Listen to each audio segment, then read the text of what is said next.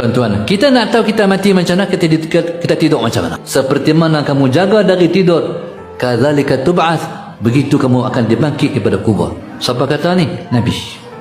Ada orang yang balik-balik rumah letih, tak kepala, hilang, tak ingat kat Tuhan pun. Esok mati pun dia takkan ingat pada Tuhan.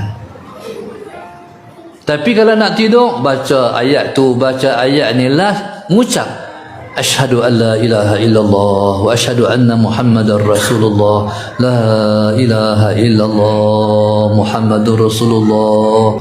Esok nak mati macam itulah dia, ingat kat Tuhan.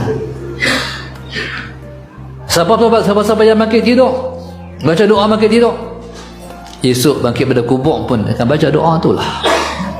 Alhamdulillahilladzi ahyana ba'dama amatana wa ilaihin nusyur. Sebab itu tidur ni kena begitu protokol, sebab dia permulaan akhirat. Jadi semua ni kena duduklah hati bagi kuat. Sebab itu orang soleh-soleh melangkah Allah, sebab mereka nak langkah lepak ialah Allah. Kalau langkah lepak Allah mati, tu lepas nak.